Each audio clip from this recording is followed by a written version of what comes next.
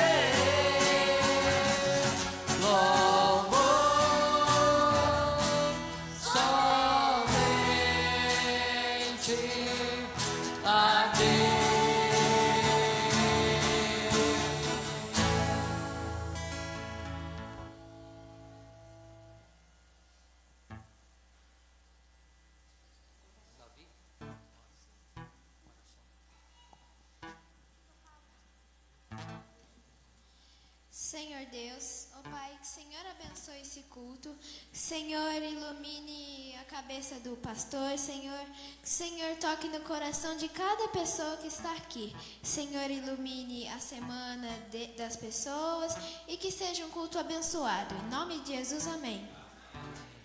Os irmãos podem se assentar, todos sejam bem-vindos e convidamos os irmãos a abrir as suas Bíblias no Salmo número 40, no versículo de 1 até o versículo 5. E para essa leitura, a nossa irmã Lorena vai estar fazendo a leitura. Salmos, capítulo 40, de 1 a 5. Esperei com paciência pelo Senhor. Ele se inclinou para mim e me ouviu quando clamei por socorro. Tirou-me de um poço de perdição, de um atoleiro de lama. Colocou os meus pés sobre uma rocha e afirmou os meus passos. E me pôs nos lábios um cântico novo, um hino de louvor ao nosso Deus. Muitos verão essas coisas, temerão e confiarão no Senhor. Bem-aventurado é aquele que põe no Senhor a sua confiança e não se volta para os arrogantes, nem para os que seguem a mentira.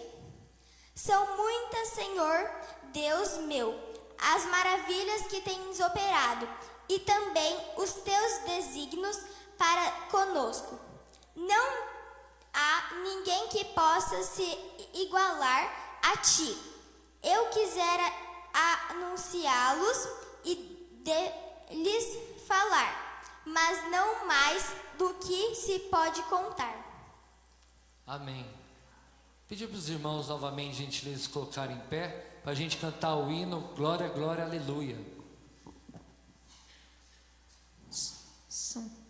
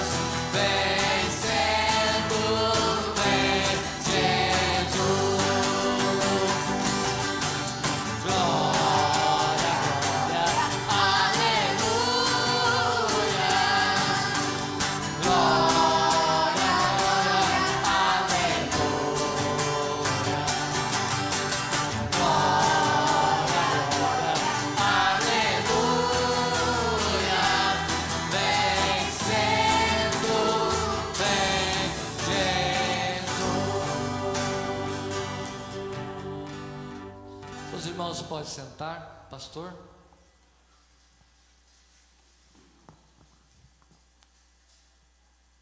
Graça e paz, irmãos. Boa noite. Aqueles que ainda não cumprimentei pessoalmente, Boa noite aos irmãos que estão em casa. Já vi vários irmãos conectados conosco. Semana passada, eu estou vendo aqui alguns irmãos que semana passada estavam com dengue.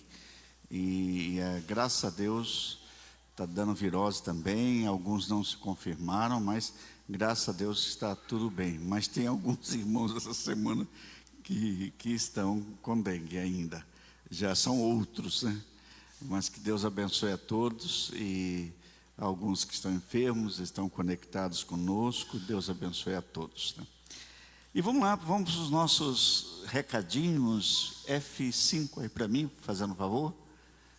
Isto, tá bom, vamos lá. O que nós temos hoje para conversar? Eu estou desafiando irmãos voluntários. Ainda estou precisando de um chefe ou uma chefe de cozinha para a gente voltar com a nossa sopa. Sobretudo agora que esfriou, tempo oportuno para a gente estar levando a sopa pelo menos a cada 15 dias. Mas estamos precisando de uma pessoa para coordenar a cozinha, e voluntários para ajudar nós temos, mas não é sempre que alguém pode, não é todo mundo que pode cuidar de uma cozinha grande aí de uma sopa, de uns 100 quilos de sopa mais ou menos. Mas vamos orar por isso, e aqueles que quiserem se voluntariar, falem conosco, né? E voluntários também para entregar essa sopa, temos aí, né? E vamos lá, terça-feira, 7 horas da manhã, vamos orar juntos os homens, né? Com oração, fé e café. Toda terça-feira nós tem um grupo que está vindo e nós estamos orando.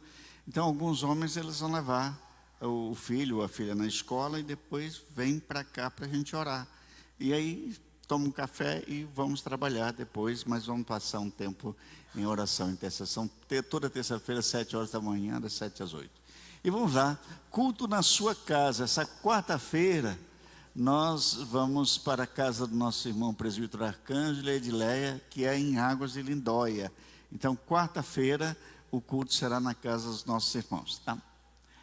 E vou divulgar o endereço direitinho, tá bom? E no próximo domingo, não teremos a nossa escola bíblica dominical, mas teremos o culto da ressurreição. É o culto da Páscoa. Vai ser às 7 horas da manhã.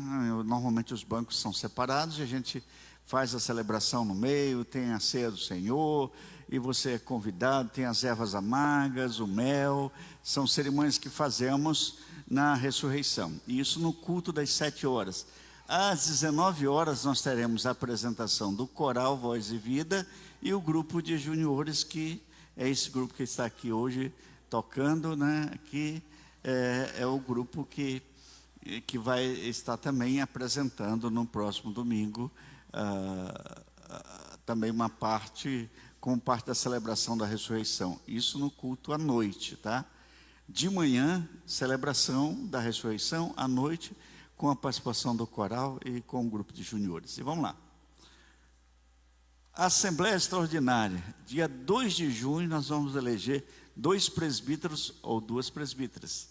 E vamos também 11 diáconos ou diaconisa. Mas como é que nós vamos fazer isso? Pelo nosso código eleitoral, os membros da igreja vão assinar na entrada e vão indicar nomes para concorrer. Depois, esses nomes serão consultados, se a pessoa aceita, e então nós começamos a divulgar aqueles que são candidatos, e só no dia 2 de junho será a votação, mas a indicação será no dia 7 de abril, tá? Ou seja, daqui a 15 dias, os membros da igreja vão poder indicar esses nomes, tá? E vamos lá. Quem está vencendo o mandato? Isso sempre me perguntam. Então, presbíteros que estão vencendo o mandato, Elias e o Juliano Zóio, né? São os 2 que estão vencendo o mandato. Tá. Diáconos, Lorival, André e Jaime. Diaconisas, Silmara, Wanda, Vandinéia, Juliana Andrade e Damares Leite. Todos esses irmãos estão vencendo o mandato. Aí também já me perguntaram, pode indicar os mesmos? Olha, converse com as pessoas, para você, às vezes vai indicar a pessoa que já não quer mais exercer o ministério, é melhor você conversar e procurar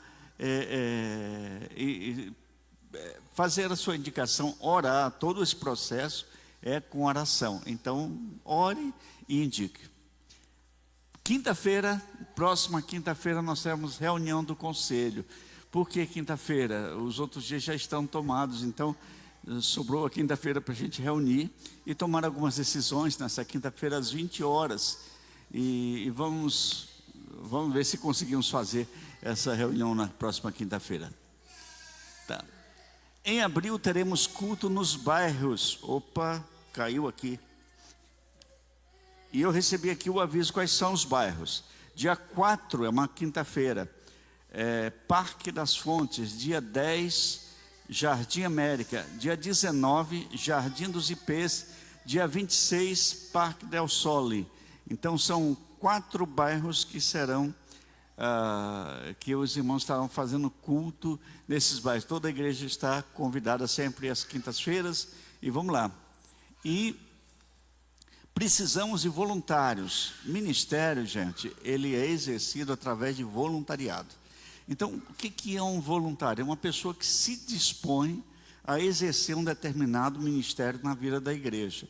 Nós estamos hoje precisando de 2 tipos de voluntários, além do pessoal da sopa que nós colocamos aqui, nós falamos de mais 2 tipos de voluntários. Tá, um que se encarregue do som. Hoje, controlar o som é através de um iPad. Não tem mais aquele negócio de ficar na mesa e tal, é um iPad, né? E também pessoas que sejam voluntárias. Eu estou fora, né? Eu estou muito no canto, né? Não, tá bom? Aí pega tudo, né? Seja voluntária para transmissão do nosso culto, que é a famosa imagem da igreja. Como que acontece que essa imagem chega nas casas? Nós pretendemos melhorar a nossa câmera de transmissão, mas hoje a nossa câmera é limitada, mas o nosso som está ótimo, chegando nas casas nitidamente. Temos recebido muito feedback disso, mas precisamos de gente. E o que vai acontecer? Uma hora que você se voluntaria, fale com o Edinho, pode falar com o Marcelo, o Sandro. A hora que você se voluntariar, o que vai acontecer? Você vai passar por um treinamento para fazer. Olha, eu nunca mexi com imagem, eu não sei como é que é. Vai ter um treinamento. Eu nunca mexi com esse negócio de som, mas você não está exercendo nenhum ministério na igreja, mas deseja colaborar com a igreja nesse sentido. Então, se voluntarie para esse ministério e será bem-vindo. Fala aí com os irmãos que com certeza o seu ministério vai ser melhor aproveitado e para a glória do Senhor. E uma outra coisa também que nós estamos, muitos estão perguntando para a gente, tá? Os QR Codes que estão nas poltronas estão valendo? Sim, é o mesmo QR Code, porque vai cair na outra conta que foi aberta. Então é o mesmo QR Code. Alguns irmãos estão preferindo o QR Code, então fica tranquilo que é a mesma coisa. Daqui a uns dias nós vamos colocar um outro QR Code, mas só para a Cozinha Generosa. Ele vai ser colorido e vai ter realmente para você diferenciar do que é a Cozinha Generosa do que realmente é a contribuição para a igreja. Então, para termos 2 tipos de QR Code, não vai ficar na mesma poltrona, para facilitar para você. Então, são esses os nossos avisos e notícias da dona Anaí. Hoje eu conversei com o Vando, dona Anaí está bem, ela está bem melhor, bem ilustra. Quem quiser ligar para o Vando com imagem, ela fala com a pessoa, ela fala com quem ligar para ele acaba vendo a dona Anaí, ela conversa com a pessoa. Então é uma forma de você visitar. Se alguém quiser fazer isso, é só me procurar. E esta semana também eu fiz algumas viagens lá para dar suporte para o Vando. O que acontece com o Vando? Ele teve que deixar o emprego dele, se demitir para cuidar da mãe. Então ele está tendo essa abnegação, ele abriu mão, só que ele fica lá, a esposa fica aqui. Então, de vez em quando os médicos pedem alguma coisa dos exames dela que estão aqui, a gente pega, leva lá. E eu estou dando esse suporte no sentido de levar a Às vezes ele precisa de troca de roupa. Então, eu levo uma sacola de roupa cheia, limpa, trago uma sacola de roupa para a esposa dele lavar. Então, eles não têm carro. Então, é o mínimo que a gente pode fazer. Agora, se alguém quiser entrar nesse esquema, se voluntariar, também é bem-vindo. Aproveita e vê a dona Nair. Lá está podendo visitar, sempre assim às 2h da tarde, você pode ir e visitar se alguém se voluntariar. E eu até já me dispus ficar lá um pouco para ele poder sair, tomar um lanche, comer alguma coisa e tal. Mas ele tem saído, tem um supermercado lá perto que ele está podendo ir por perto, pegar uma fruta, mesmo do Anaí, está podendo comer fruta, então ele está fazendo isso, né? Mas é uma família que precisa desse suporte, né? Então, eu sei que há muitos irmãos nem sabiam disso, mas se quiserem se voluntariar para ser suporte uma vez por semana, é muito importante. Não há previsão de alta, ela está bem, mas como as pernas dela ainda estão inchadas, os médicos acharam por bem mantê-la lá, então ela está num lugar prolongado, de internação prolongada, mas está bem, se alimentando bem, conversando bem e tal, só tem essa dificuldade que as pernas precisam desinchar e é questão de circulação. Então, orem pela dona Nair e com certeza ela logo estará em casa e se alguém então quiser dar esse suporte, eu estou dando tranquilamente, gente, mas se alguém quiser também fazer isso, essa ajuda para eles, será bem-vindo. Vamos orar? Pai, eu creio que o Senhor tem dado o privilégio da tua igreja de participar como voluntários, de se sentir desafiados pelo teu Espírito Santo para fazerem algo para o teu louvor, para a tua honra, para a tua glória, para servirem ao Senhor com temor e tremor. Que o Senhor desperte vocações dessa igreja, que o teu Espírito Santo ministre em cada coração. E agora, em nome de Jesus também, nós entregamos nas tuas mãos a vida da dona Nair. Nós te louvamos pela melhora que ela teve e que o Senhor recupere totalmente a tua serva para restituí-la à sua casa. Em nome de Jesus, abençoe seu filho que está cuidando, sua nora que está distante do esposo. Em nome de Jesus, tranquiliza o coração desta família. Em nome de Jesus, nós entregamos cada vida nesta noite nas tuas mãos. Em nome de Jesus, amém. Boa noite, irmãos. Vamos colocar em pé e aqueles que trouxeram as suas ofertas possam estar vindo aqui na frente contribuir enquanto cantamos a primeira música.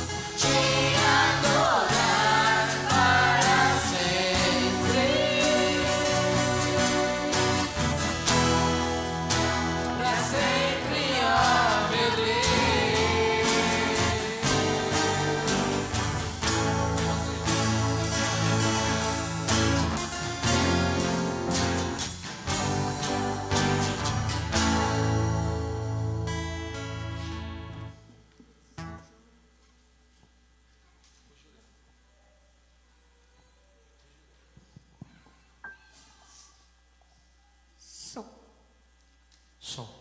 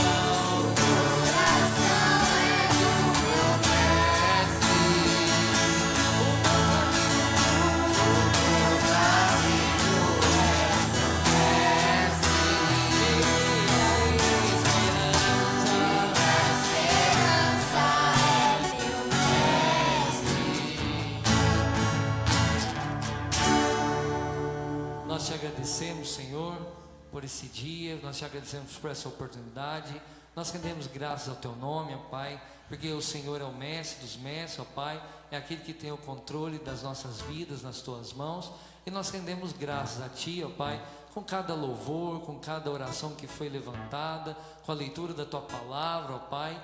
E nós te pedimos, ó Pai, que o Senhor venha aceitar o nosso culto, a nossa gratidão, ó Pai, cada oferta que foi levantada, que também é para a tua obra, ó Pai.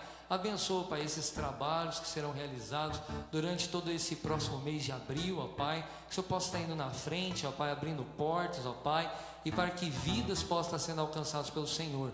Usa a tua igreja, ó Pai, neste lugar, usa cada vida aqui, ó Deus, no seu trabalho, nos seus afazeres, ó Pai, que possamos ser instrumentos vivos nas tuas mãos, ó Pai.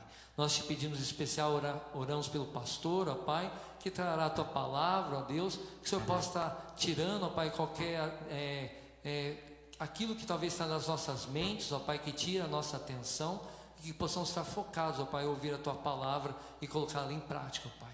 Nós agradecemos no nome de Jesus. Amém.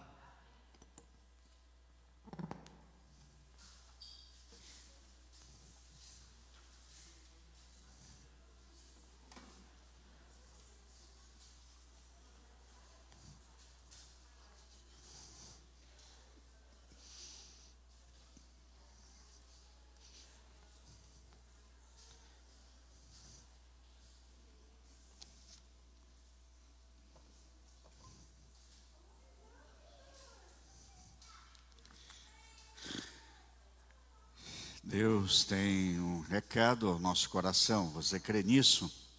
Amém? Louvado seja o Senhor. Então vamos dar continuidade à nossa conversa com o evangelista João. Há algumas semanas eu tenho conversado com João, que eu chamo de Joãozinho carinhosamente, mas Joãozinho que eu digo é o evangelista João que escreveu o 4º evangelho.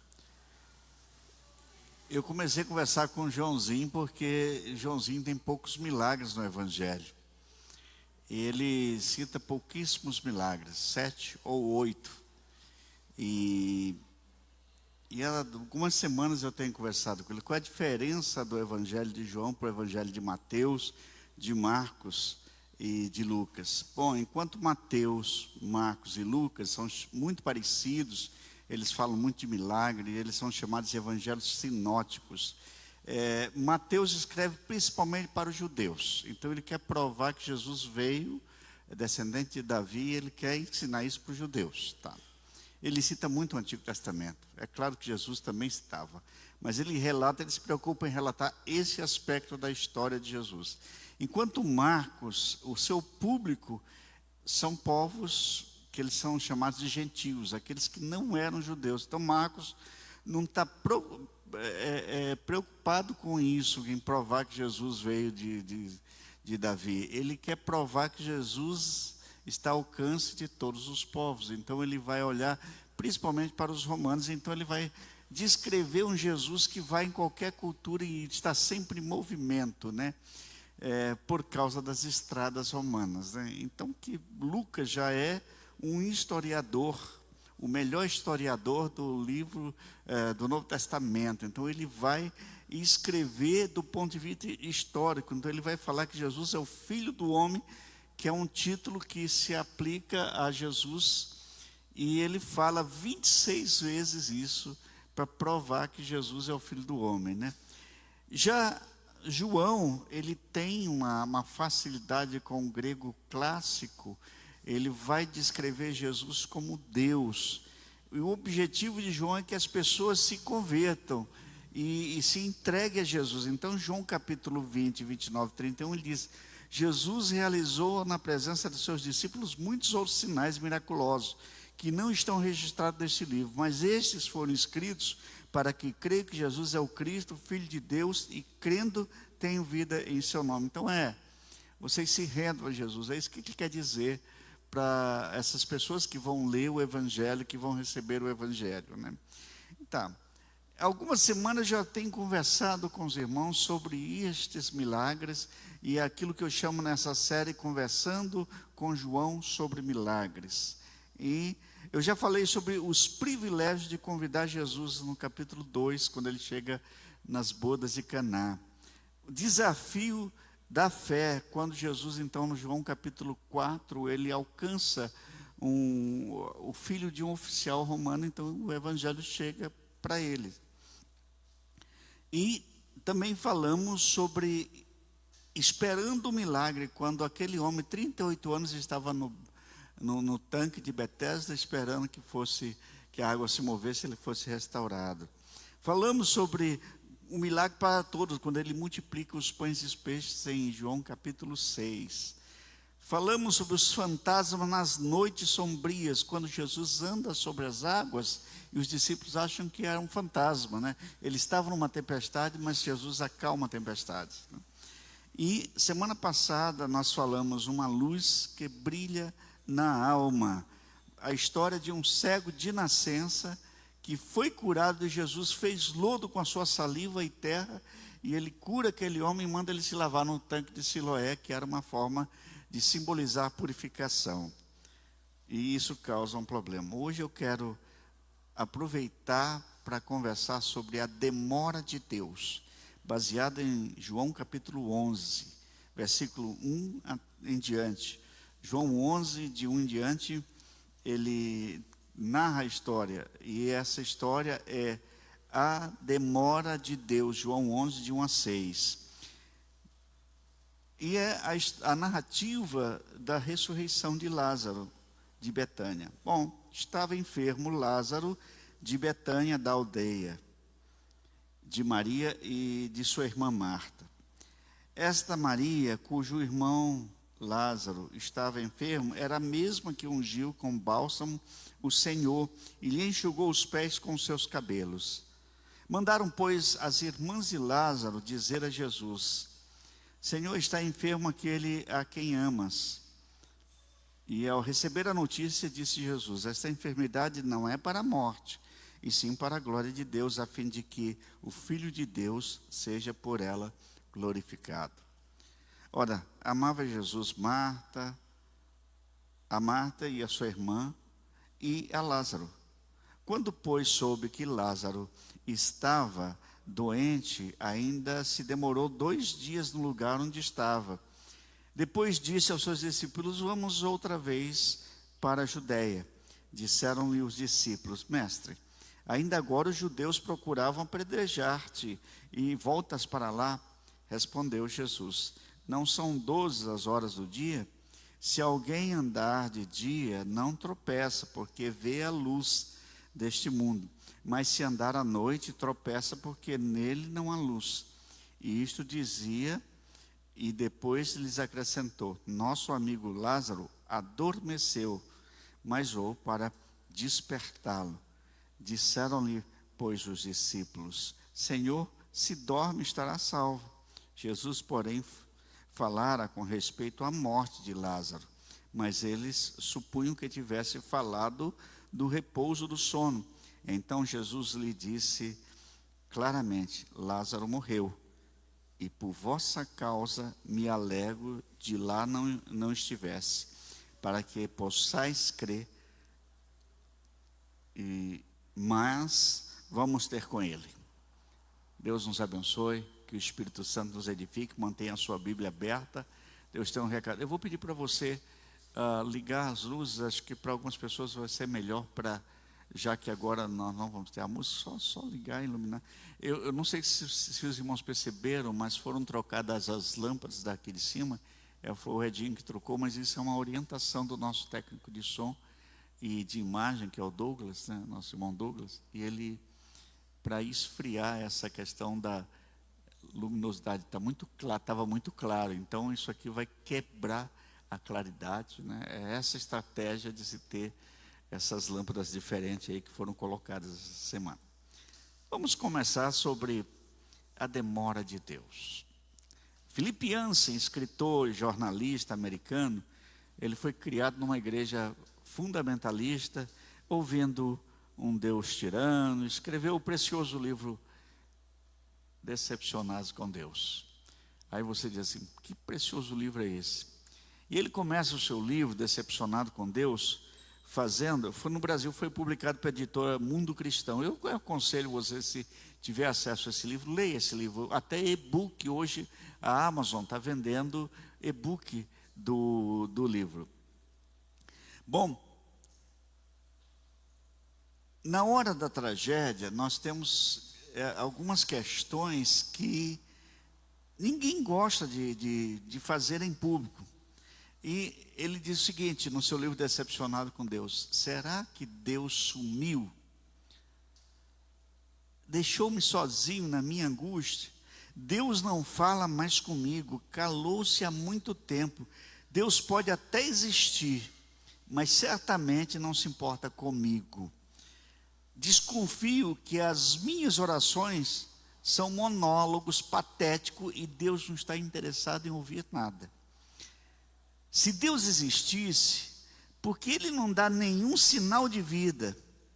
Então, Filipe Yancey, quando ele escreve esse livro Decepcionado com Deus, ele levanta questões que todo mundo quer fazer, mas não tem coragem de fazer. Então, ele usa essa expressão para dizer: Deus é injusto, Deus está calado, Deus escondeu-se de mim. Nos últimos tempos, nós ouvimos muito falar de milagre. Mas parece que milagre só acontece na casa do vizinho. Ou só ouvimos falar agora milagre pelas redes sociais. Então não tem mais milagre para outras pessoas. Porque às vezes temos a sensação de que Deus não sabe, ou não pode, ou não quer fazer nada a nosso favor. Porque parece que Deus está demorando em nos socorrer. São questões que às vezes não temos coragem de fazer e que são importantes que a gente levante e deixar o Espírito Santo calar os anseios do nosso coração, falando ao nosso coração. Através dessa experiência de Lázaro e de sua família, aprendemos algumas lições preciosas sobre a demora de Deus. Porque Deus está demorando, essa é a grande questão que fazemos para podermos caminhar. Será que Deus está demorando demais? No caso de Lázaro, olhamos a história. Lázaro está enfermo e ele é amigo de Jesus. Jesus tinha intimidade com Lázaro e com suas irmãs. Ele ia lá, ele tomava um lanche, tomava uma refeição. Então era uma casa que ele sempre passava. No entanto, ele está do outro lado da Judéia, e a cerca de 15 quilômetros, e ele recebe a notícia que Lázaro está enfermo. Só que pessoas ali estão querendo ouvir a palavra de Jesus, pessoas estão buscando enfermo para que Jesus curasse, e tudo aquilo muito demora. E como se não bastasse, as autoridades dos judeus queriam matar Jesus, queriam apedrejar Jesus, porque ele dizia que ele era o pão da vida, porque ele dizia que ele era o pastor, porque ele dizia que ele era filho de Deus, que ele era, alguns o identificavam como o próprio Deus, o Messias, e eles não viam uma identidade teológica nesse Jesus. Então os judeus, as autoridades judeus, tentavam matar Jesus, e é exatamente por isso que ele estava nos arredores. Havia acontecido uma festa muito interessante, mas Jesus está se mantendo distante para evitar esse conflito. Não era o momento do conflito com os judeus. No entanto, a notícia sobre Lázaro o obriga a voltar para a Judéia e a enfrentar os judeus, as autoridades dos judeus. E é claro, ele sabia muito bem o que estava acontecendo.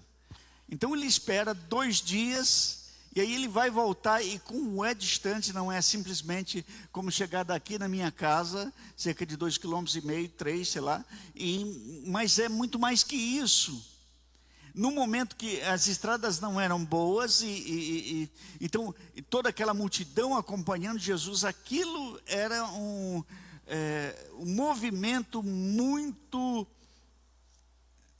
devagar até chegar ao seu destino. Bom, mas quando ele chega finalmente a Betânia, Lázaro já está sepultado há 4 dias. Eu quero que você olhe para o texto e diga, quando o versículo 14 e 15, ele diz assim: Lázaro morreu, e por vossa causa me alegro de que lá não estivesse, para que possais crer. Mas vamos ter com ele. Então Tomé, chamado Dídimo, disse aos condiscípulos: vamos também nós para morrermos com ele. Eles pensavam que Jesus ia passar pela Judéia e seria apedrejado. Chegando Jesus, encontrou Lázaro já sepultado havia 4 dias. Ora, Betânia estava a cerca de 15 estádios perto de Jerusalém. Muitos dentre os judeus tinham vindo ter com Marta e Maria para as consolar a respeito de seu irmão. Marta, quando soube que vinha Jesus, saiu ao seu encontro. Maria, porém, ficou sentada em casa e disse, pois, Marta a Jesus: Senhor, se estiveras aqui, não teria morrido meu irmão. Mas também sei que, mesmo agora, tudo quanto pedires a Deus, Deus te concederá. Declarou Jesus: teu irmão há de ressurgir. E ela responde: eu sei, replicou Marta, que ele há de ressurgir na ressurreição do último dia. Jesus lhe disse: eu sou a ressurreição e a vida. Quem crê em mim, ainda que morra, viverá. E todo o que vive e crê em mim não morrerá eternamente. Crês isto? Sim, Senhor, respondeu ela. Eu tenho crido que tu és o Cristo, o Filho de Deus, que devia vir ao mundo. Tendo dito isso, retirou-se e chamou Maria, sua irmã, e lhe disse em particular: o mestre chegou e te chama. Ela, ouvindo isto, levantou-se depressa e foi ter com ele, pois Jesus ainda não tinha entrado na aldeia, mas permanecia onde Marta se avistara com ele. Os judeus que estavam com Maria em casa e a consolavam, vendo-a levantar-se depressa e sair, seguiram-na, supondo que ela ia ao túmulo para chorar. Quando Maria chegou ao lugar onde estava Jesus, ao vê-lo, lançou-se-lhe aos pés, dizendo: Senhor, se estiver aqui, meu irmão não teria morrido. Jesus, vendo-a chorar, e bem assim os judeus que a acompanhavam, agitou-se no espírito e comoveu-se, e perguntou onde o sepultasse. Eles lhe responderam: Senhor, vem e vê. Jesus chorou. Então disseram os judeus: vede quanto amavam. Mas alguns objetaram: não podia ele, que abriu os olhos ao cego, fazer que não morresse? Jesus, agitando-se novamente em si, encaminhando-se para o túmulo, e era uma gruta, a cuja entrada tinha posto uma pedra. Então ordenou-lhe: tirai a pedra. Disse-lhe Maria, irmã do morto: Senhor, já cheira mal, porque já é de 4 dias. Gente, um falecimento, uma pessoa morta, em 4 dias ela já entrou em estado de putrefação. Abrir um túmulo é terrível, é fétido, é asqueroso. Mas você sabe uma coisa? Eu vou dizer o seguinte: por mais absurdo que pareça, já que o Senhor está mandando, eu vou obedecer. Eu tenho essa impressão que isso está acontecendo nesse texto. Eu estou lendo bem pausado com você, para você entender e entrar no texto comigo, conversar com João sobre isto. Vamos lá, vamos para diante.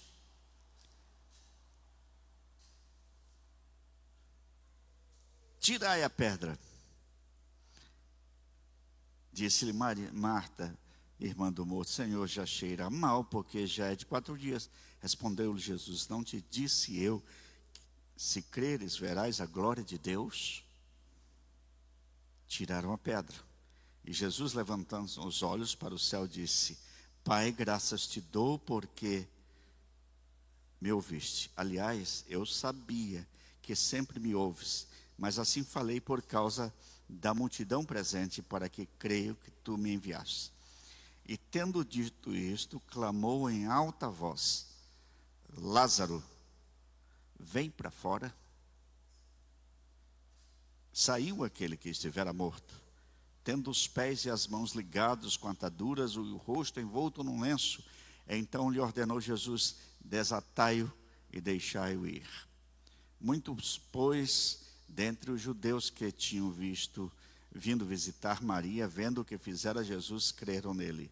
Outros, porém, foram ter com os fariseus e lhe contaram dos feitos de Jesus. Sabe que eu olho para esse texto e eu digo, aleluia, Senhor. João relata com detalhes, riquezas de detalhes, porque João estava junto. O evangelista João era muito jovem, ele estava junto com Jesus. Ele viu tudo isto acontecer. Nenhum outro evangelista relata sobre a ressurreição de Lázaro. Só João. Sabem por quê? João diz em todo momento nesse relato, para que te conheçam, para que o Pai seja glorificado. Aleluia. Louvado seja Deus. Você conseguiu entrar no texto e passear dentro do texto e pegar na mão de João e andar com João ali? Eu fiz isso. Eu faço isso com o evangelista João para entender o que está acontecendo.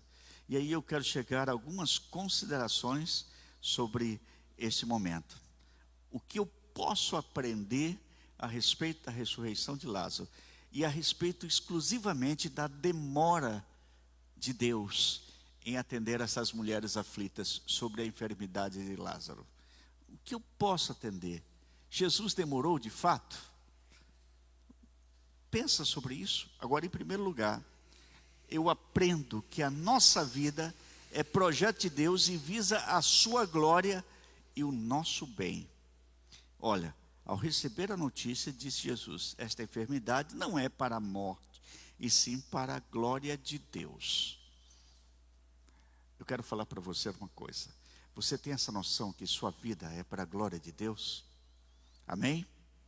Agora, preste muita atenção ainda muito mais. 1 Coríntios 10, 31 diz, quer comais, quer bebais, ou qualquer coisa vão fazer. Façam tudo para quê? Para a glória de Deus. Agora repita comigo, a minha vida é para a glória de Deus. A minha vida é para a glória de Deus. Louvado seja o Senhor. Você está trabalhando? Trabalhe para a glória de Deus. Você está estudando? Estude para a glória de Deus. Você está namorando? Namore para a glória de Deus. Você está noivando? Fique noivo para a glória de Deus. Você tem um casamento sólido e tem tantas crises, tantas lutas, mas mantenha o seu casamento para a glória de Deus. O foco da nossa vida tem que ser para a glória de Deus. Aleluia.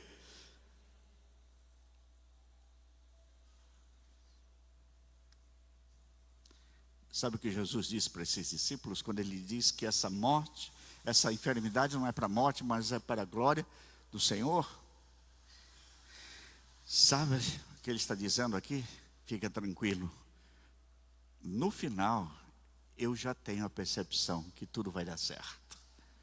Aleluia. Tudo vai dar certo.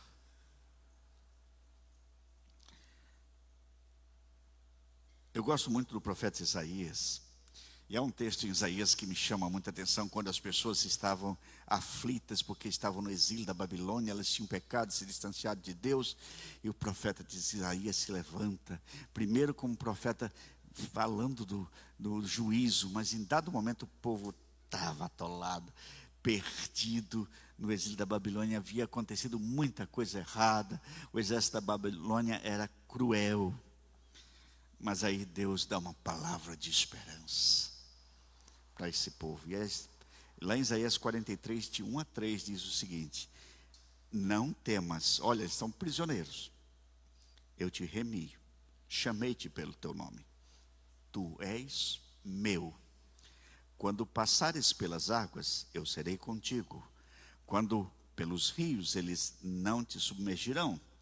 Quando passares pelo fogo, não te queimarás, nem a chama arderá em ti, porque eu sou o Senhor teu Deus, o Santo de Israel, o teu Salvador. Eu vi um cântico aqui, entoado pelo nosso grupo, agora há pouco. A minha vida é do meu mestre. está nas mãos do meu mestre. Que riqueza de dependência. Louvado seja o Senhor. Segunda ideia que eu tiro deste episódio, e aí para fechar a ideia anterior, eu tenho certeza que depois de tudo que aconteceu com Marta e Maria, elas puderam compreender os motivos do atraso de Jesus em relação às suas expectativas. Deus não estava atrasado. Deus tinha outros planos. Aleluia. Segunda ideia. O tempo que Deus parece demorar a agir não significa descaso e outras prioridades, e sim o cumprimento de sua agenda. Eu tenho visto tantas pessoas às vezes passando dificuldades quando as coisas não saem do jeito que elas estão esperando. As nossas expectativas às vezes são frustradas, porque o que a Bíblia diz lá em Isaías 55, os meus pensamentos não são os vossos pensamentos, nem os meus caminhos, os vossos caminhos. Até ele usa uma figura de linguagem lá em Isaías, na sequência ele diz, olha como a água desce do céu, e a neve também, e para lá não tornam, sem que primeiro cumpro aquilo que eu designei, assim será com todos nós. É a agenda do Senhor, é a agenda de Deus, não é demora de Deus. Eu gosto muito da história de Jó. E o livro de Jó é um livro de grandes expectativas, um homem bem-sucedido, um homem temente a Deus que se desvia do mal, e esse homem vai ser tentado, ele vai ser provado, ele perde a sua família, perde os seus bens, perde a sua saúde, e toda a sua história é chamada de a saga de Jó. Nos 42 capítulos, no final ele está conversando com Deus, ele está entendendo as razões de Deus, e aí Deus está dizendo, eu fiz isso, eu fiz aquilo, Deus está dizendo para ele. Aí ele conversa com Deus, ele diz, eu bem sei que tudo podes e nenhum dos teus planos pode ser frustrado. Aleluia. O tempo que Deus parece demorar a agir não significa descaso com você, nem outras prioridades, mas sim o cumprimento de sua agenda na sua vida.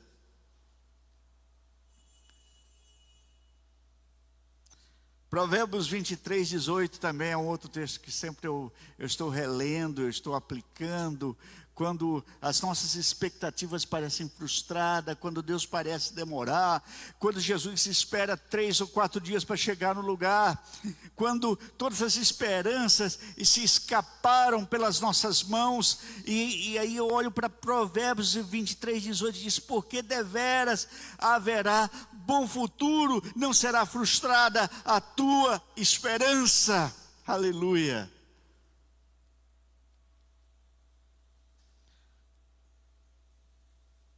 É verdade que Deus nem sempre cura as enfermidades dos Lázaros, nem sempre Deus ressuscita os mortos, mas sabemos, e isto a Bíblia me ensina, que todas as coisas cooperam para o bem daqueles que amam ao Senhor. Eu quero fazer uma pergunta para você, e seja bem claro, quem ama a Deus aqui, põe a sua mão para cima. Aleluia, eu sabia que muita gente ama a Deus. E sabe de uma coisa, o que Deus está dizendo para a gente nesse texto? Que tudo que Ele faz cooperam para o bem daqueles que amam ao Senhor. Coisas boas e coisas não tão boas.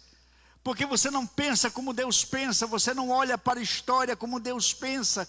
Marta e Maria olhavam desesperada e vendo o irmão enfermo, por que Jesus não chega? Ele que ressuscita mortos, Ele que cura aqueles que estão cegos, que levanta os paralíticos, que simplesmente que restaura as pessoas, que faz milagre, que liberta os cativos de Satanás. Ele simplesmente nesse momento Ele não está aqui.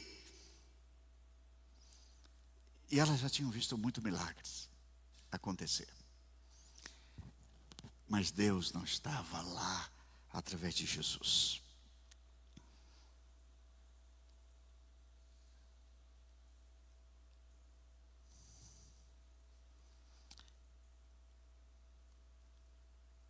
Mas Deus sabia, e Deus estava cumprindo a sua agenda, porque o propósito do mundo é glorificar a Deus.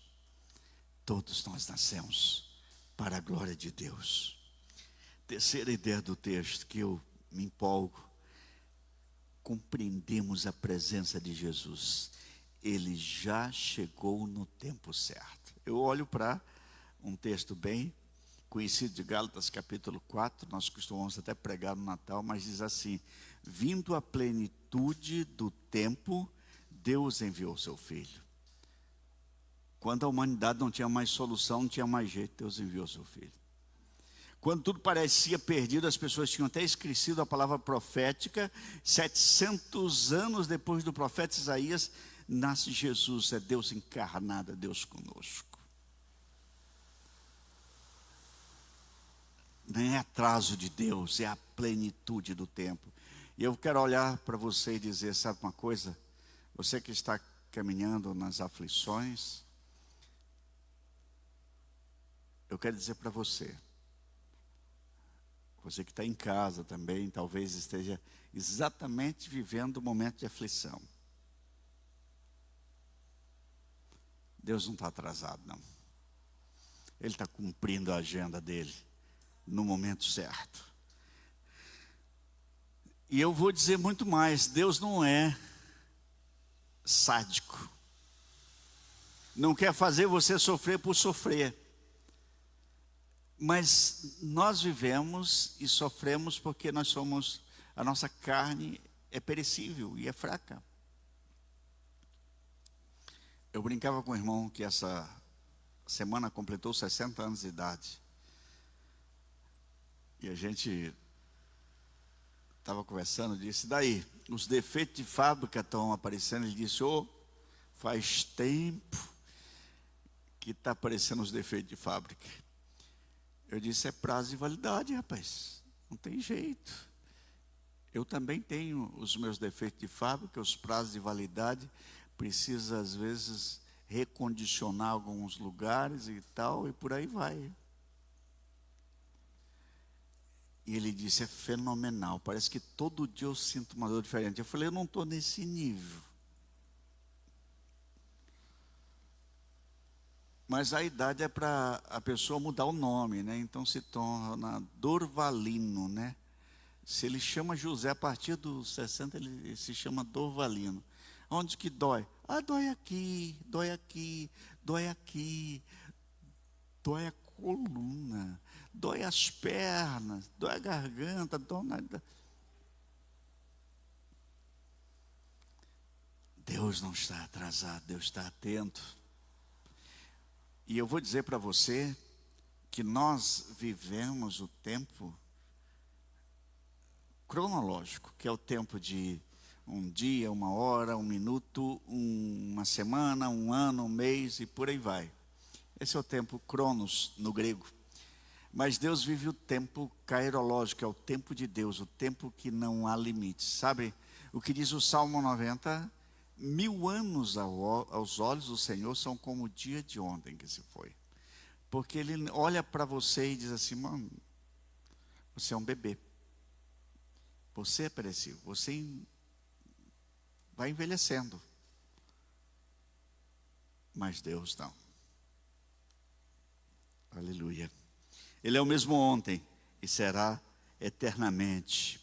Então veio na hora certa a agenda de Deus. Não existe nada que supere a presença do Senhor em nossas vidas. Não há nenhuma ausência em nossa vida que seja mais importante que a presença dEle. Marta e Maria compreenderam o que era estar na presença de Jesus. Elas tiveram o grande privilégio. Lázaro não foi simplesmente um milagre de Jesus, foi um testemunho vivo do Senhor. Mas a seguir eu ainda aprendo com esse episódio que Deus deseja desenvolver a nossa fé. E se você observa bem, a partir do versículo 14, 15 em diante, então disseram: Lázaro morreu, e por vossa causa me alegro de que lá não estivesse, para que vocês possais crer, mas vamos ter com ele. Ou seja, os discípulos estavam em treinamento. Eles já estavam com Jesus há algum tempo, já tinham visto um milagre, mas esse era um grande desafio. Então vamos lá. Eu não estou lá, mas vocês precisam crer. Há pessoas que, se Deus as respondesse sobre tudo que pedem, não estariam crendo nele. Eu sempre digo que há uma fé, que nós falamos fé para a salvação. Existe a fé, que é a fé que Jesus nos dá de graça. Mas existe a fé temporal. O que é a fé temporal? Essa fé para os milagres. Muita gente viu o milagre de Jesus e nem por isso se converteu. Você sabe quantas pessoas comeram pão e peixe de graça e queriam coroar Jesus como rei? Eu falei aqui recentemente sobre isso. Cerca de 15 mil pessoas, porque a Bíblia só conta 5 mil homens. Mas lá em Mateus e Marcos fala assim: fora as mulheres e as crianças. Então cada um ia com sua esposa, uma ou duas esposas, naquela época a cultura permitia, e ia com seus filhos. Mas eu vou colocar uma esposa e um filho, 15 mil pessoas. Essas pessoas queriam coroar Jesus, e ele fugiu disso. Mas em dado momento ele disse: vocês estão me seguindo porque eu dei pão para vocês. Porque ele conhecia muito bem a natureza humana. É muito melhor você crer pelo que Deus é e fundamentar a sua fé naquilo que Deus é e não naquilo que Deus faz. Muitos viram os milagres e nem por isso se converteram. Agora, é importante estar sempre com Jesus. Ter um encontro com a bondade de Deus. Por último, eu olho para esse texto e digo que a hora em que Deus resolve agir, não há quem possa impedir. A partir do versículo 39 a 45, nós já lemos o texto, não vou reler não.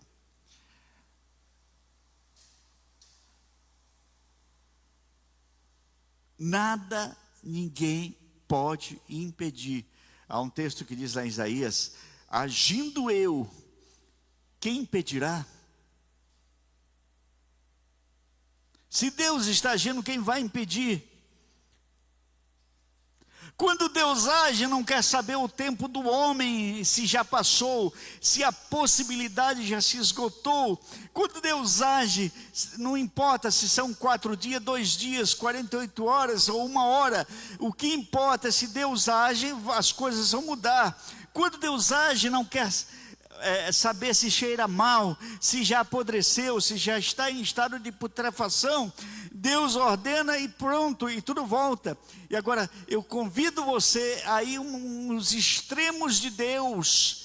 Lá em Ezequiel capítulo 37, ali é o extremo, porque as pessoas tinham participado da guerra, e aquilo eram os restos dos corpos que estavam num vale de ossos secos. E Deus convida Ezequiel para ir lá nesse vale de ossos secos. E ele disse: podem reviver esses ossos? E Ezequiel disse: o Senhor sabe. Meu ponto de vista, o que ele quer dizer com isso? Do meu ponto de vista, não tem jeito. Mas se o Senhor vai mandar, se o Senhor está querendo, vamos reviver. Então ele manda profetizar para aqueles ossos se juntarem e criar tendões e criar pele, e aí manda os espíritos voltar para aqueles corpos, e eles se levantam e vão reviver e se tornam um exército poderoso, porque é pelo poder, pela obra poderosa de Deus, pelo falar de Deus. E sabe por que isso acontece? Porque ele criou todas as coisas. Aleluia. Porque ele criou e ele mantém todas as coisas. Quando Deus age, a morte é vencida, o impossível acontece, o que estava morto é ressuscitado, a alegria retorna, e isso é o que acontece na nossa vida. Aleluia. Diante de tudo isso que falamos, qual deve ser a nossa postura? Sempre que a pergunta vier, Deus está em silêncio? Deus não está ouvindo a minha oração? O salmista Davi, quando ele estava indo para as celebrações festivas, ele olhou para os montes. E lá no Salmo 121 ele escreve uma das mais belas canções e poemas que o povo tinha. Elevo os meus olhos para os montes.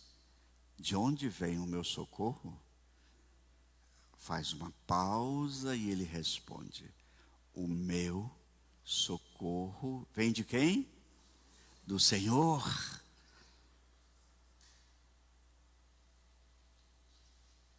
Ele fez os céus e a terra.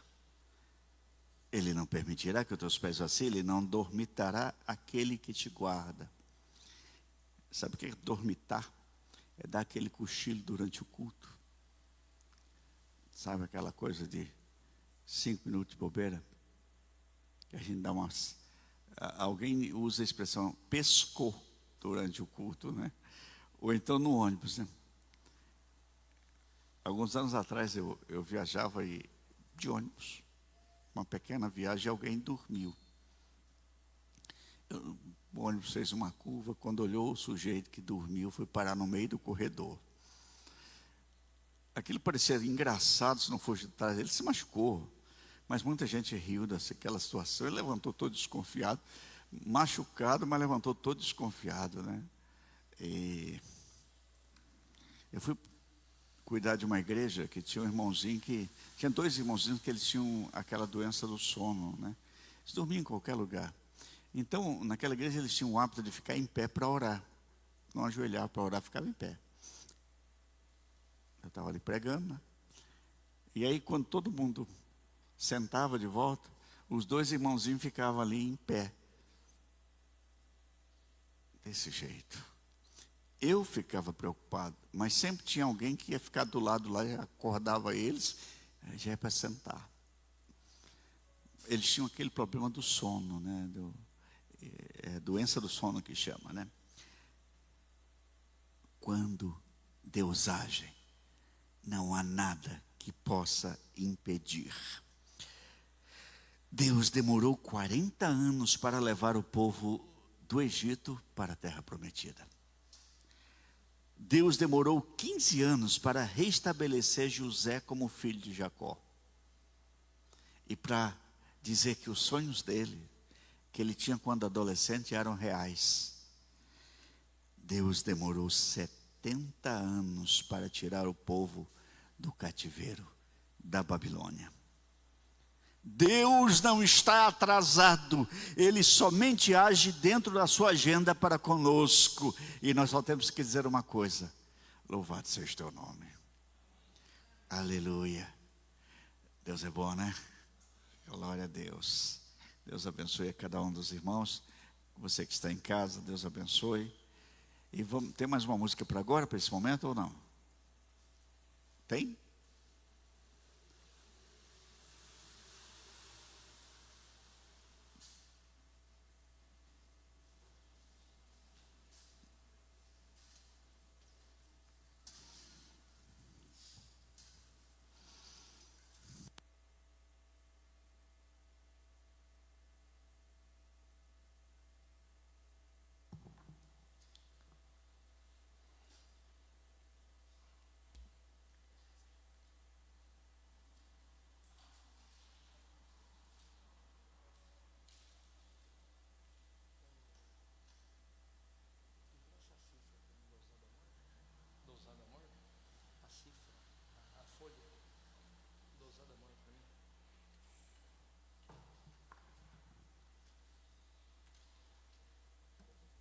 Vamos colocar em pé.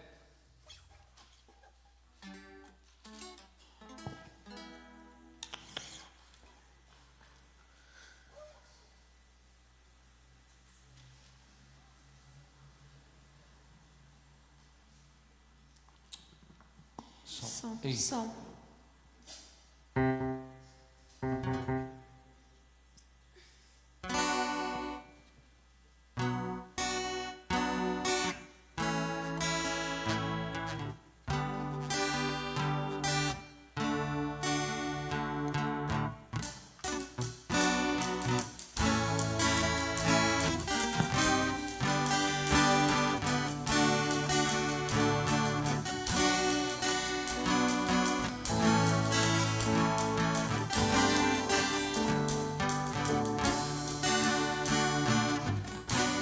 Antes de eu falar, tu cantava sobre mim.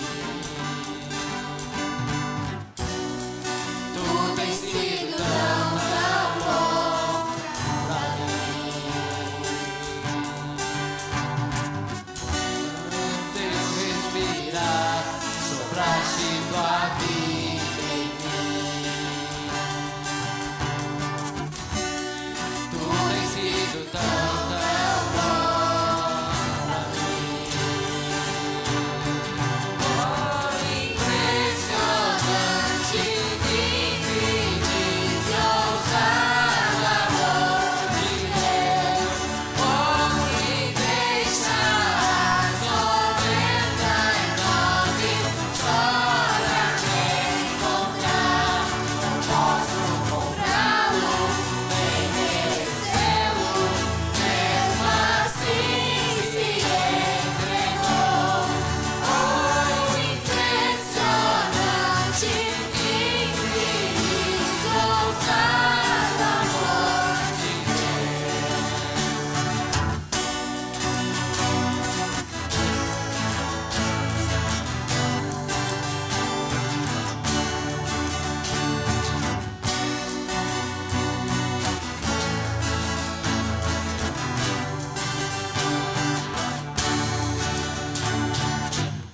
Inimigo eu fui, mas teu amor lutou por mim. Tu tens sido tão bom pra mim. Não tinha valor, mas tudo pagou por mim. Tu tens sido tão bom pra mim. Oh, impressionante, infinito, ousado amor de Deus.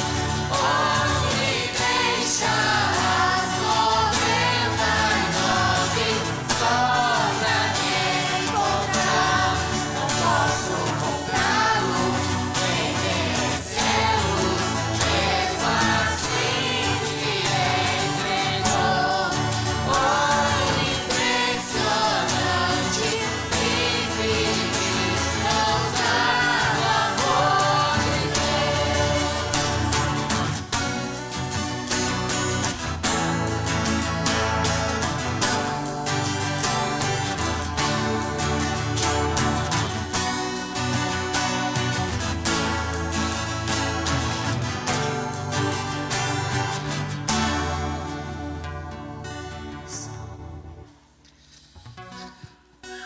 Louvado seja Deus. Só falando, os diáconos estão convocados para uma reunião rapidamente com a coordenadora da diaconia, a diaconisa Alessandra, convoca todos os diáconos e diaconisas para uma conversa após o culto.